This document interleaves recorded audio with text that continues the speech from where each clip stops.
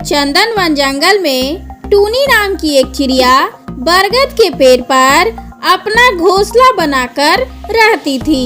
टूनी बहुत ही सीधी सादी चिड़िया थी। वो कभी किसी से लड़ाई झगड़ा नहीं करती थी और सभी से प्रेम से बात किया करती थी। इसलिए बरगद पर रहने वाले सभी पक्षी टूनी को बहुत पसंद करते थे और उसके सभी दोस्त भी बन गए थे। एक दिन कोयल टूनी के घर पर आती है। अरे टूनी, तुम्हें कुछ पता चला? हमारे बरगद के पेड़ के नीचे वाले घोंसले में एक बिल्ला रहने आया है। वो तो शक्ल से बहुत दुष्ट दिखाई पड़ता है। मुझे तो उसके यहाँ रहना ठीक नहीं लग रहा है। कोई बात नहीं, ईश्वर ने यह सुंदर धरती सभी जीवों के लिए बनाई है। कोई कहीं भी रहे, जब ईश्वर को एतराज नहीं तो हम कौन होते हैं मना करने वाले। अरे तुम तो सबको अपनी तरह ही सीधा साधा समझती हो। कुछ लोग बहुत बुरे होते हैं, उनसे सावधान रहना चाहिए। बस मैं यही बताने आई थी कि अपना ध्यान रखना और उस दुष्ट बिल्ला से सावधान रहना। इतना कहकर कोयल वहाँ से चली जाती है। तभी टूनी के घर की बेल बजी। अरे बिल्ला भाई। नमस्ते बहन जी, मैं आपका नया पड़ोसी बिरजू बिल्ला हूँ। दरअसल मुझे चाय पीने का मन कर रहा था, तो सोचा अगर आपके घर से चाय की पत्ती, दूध और चीनी मिल जाता तो चाय बना लेता।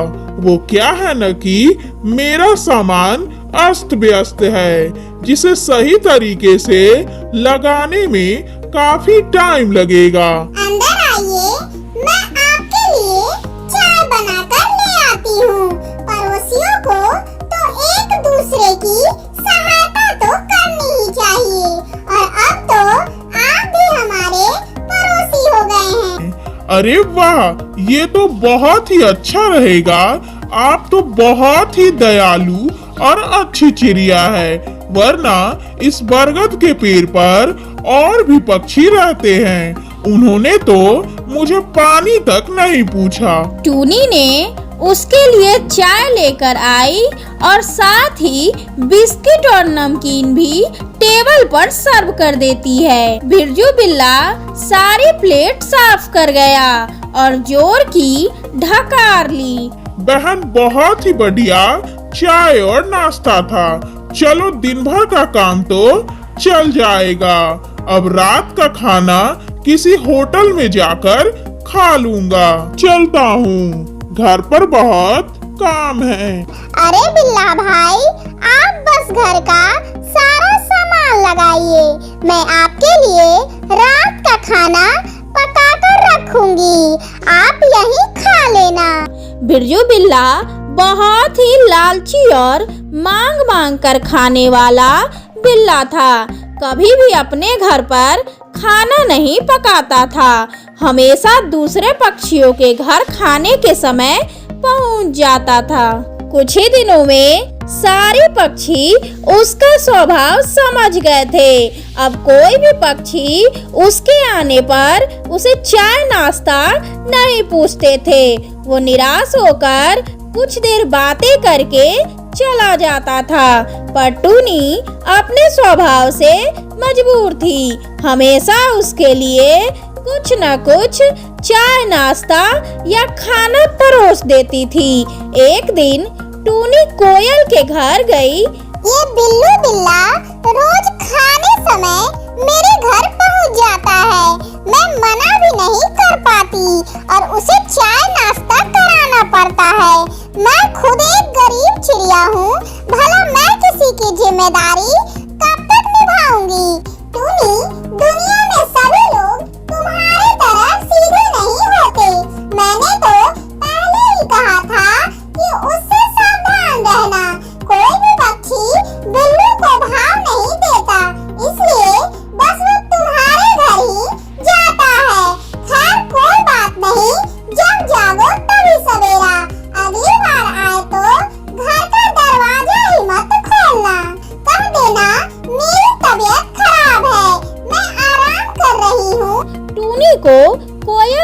आइडिया पसंद आ गया। अगली सुबह बिल्लू उसके घर आया। बहन दरवाजा खोलो, मैं आया हूँ बिरजू बिल्ला। टूनी अंदर से ही उत्तर दिया, बिल्लू भैया, मेरी तबीयत ठीक नहीं है, इसलिए आराम कर रही हूँ। आज आपकी सेवा नहीं कर सकूंगी। अरे मेरी बहन, बीमार हो तो मैं कैसे शांति से बैठ सकता हूँ? अभी डॉक्टर को लेकर आता हूँ। नहीं, मैंने डॉक्टर को दिखाया था और उनकी बताई दवा भी रेगुलर ले रही हूँ। मुझे बस आराम की जरूरत है, फिर मैं कुछ ही दिनों में ठीक हो जाऊंगी। बिल्लू मन मारकर वहाँ से चला जाता है। इसके बाद तो रोज का नियम हो गया कि टूनी किसी न किसी बहाने से उसे दरवाजा से ही वापस लौटा देती थी। ये टूनी तो बहुत होशियार हो गई है, इसे तो सबक सिखाना ही होगा। इसी बीच बरगद के पेड़ से पक्षियों के अंडे गायब होने लगे। कुछ पक्षी दाना चुगने जाती तो वापस ही नहीं आती। किसी को समझ नहीं आ रहा था कि ये कौन कर रहा है। एक दिन सभी पक्षी सरपंच कालू कौवा के घर एकत्र हुए और इस विषय पर चर्चा की। सरपंच कालू कौवा जी, हमारे बरगद पर हम बहुत ही खुशी से रहा करते थे, पर न जाने कुछ महीनों से किसकी नजर लग गई है। कल रात मेरे 2 अंडे गायब हो गए। हाँ सरपंच जी, कुछ दिन पहले मैं अपने 2 बच्चों को घर पर अकेला छोड़कर दाना चुगने गई थी। जब लौट कर आई तो दोनों घर पर नहीं थे। उनका कुछ भी अता पता नहीं चला। अब तक पक्षी पुलिस भी उन्हें ढूंढ नहीं सकी। सरपंच जी, ये कोई इत्तेफाक तो नहीं हो सकती? जब से यह बिल्ला रहने आया है तभी से ये सब घटनाएं घट रही है। तभी से कुछ न कुछ बुरा हो रहा है, पर क्या करे, हमारे पास उसके खिलाफ कोई सबूत भी तो नहीं है। वो बिल्ला इतने दबे पांव आता है जिससे उसके आने की आहट भी नहीं होती किसी को। इसी प्रकार सभी पक्षी अपनी अपनी समस्या बताने लगे, पर कालू कौवा को उनकी समस्या दूर करने का कोई उपाय नहीं सूझ रहा था।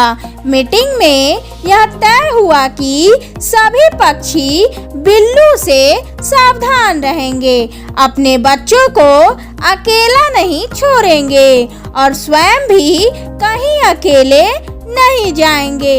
टूनी रोज शाम को नदी के किनारे घूमने जाती थी जहाँ कोई नहीं होता था। सरपंच की चेतावनी को नजरअंदाज करके टूनी उस शाम भी नदी के उस तट पर घूमने चली गई। अरे बिल्लू भैया, आज तुम भी नदी तट पर टहलने आए हो? मैं टहलने नहीं बल्कि खाना खाने आया हूँ। खाना? और यहाँ आपके खाने के लिए क्या है? टूनी बहन, यही तो मेरे खाने के लिए सबसे टेस्टी चीज मौजूद है, एक नरम और मुलायम टेस्टी चिड़िया। मैं तुम्हारी इतनी आवभगत की और तुम मुझे ही खा जाना चाहते हो। पर पिछले कुछ महीनों से तुमने मुझे कुछ भी खाने को नहीं दिया, इसलिए मैं तुम्हें ही खाकर पेट भरूंगा। सारे पक्षी सच कह रही थी कि बरगद के पेड़ से सभी पक्षियों के घरों से अंडे और उनके बच्चे को चुराने वाले चोर तुम ही हो। टूनी, इन सब का कारण हो तुम। अगर मुझे रोज खाना पकाकर खिलाती रहती तो और किसी को नहीं मारता। तुम्हारे कारण ही सभी पक्षियों को अपने अंडे और बच्चों से हाथ धोने पड़े। अब तुम्हारी बारी है। ये सुनकर टूनी के पैरों तले जमीन ही खिसक गई।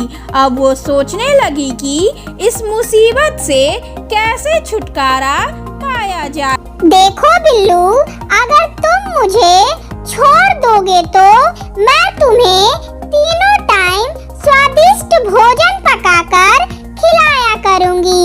बल्कि हम सभी पक्षी मिलकर तीनों टाइम तुम्हारा दावत कर दिया करेंगे। मैं सबसे बात करके उन्हें मना लूंगी। अब बहुत देर हो गई है टूनी, मैं इतना भूखा हूँ कि और इंतजार नहीं कर सकता। एक एक करके मैं बरगद के सारे पक्षियों को खा जाऊंगा और फिर से किसी और पेड़ पर अपना बसेरा बना लूंगा। इतना कहकर बिरजू बिल्ला टूनी पर छलांग लगा दी। टूनी उससे बचने के लिए आकाश में उड़ गई, जिसके कारण बिल्ला सामने बहती नदी में गिर पड़ा।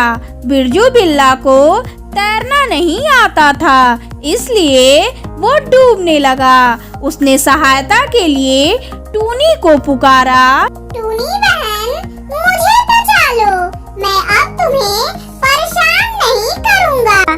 देखा, जो लोग दूसरे के लिए गड्ढा खोदते हैं वो खुद उस गड्ढे में गिर जाते हैं। टूनी, मुझे अब अकल आ गई है।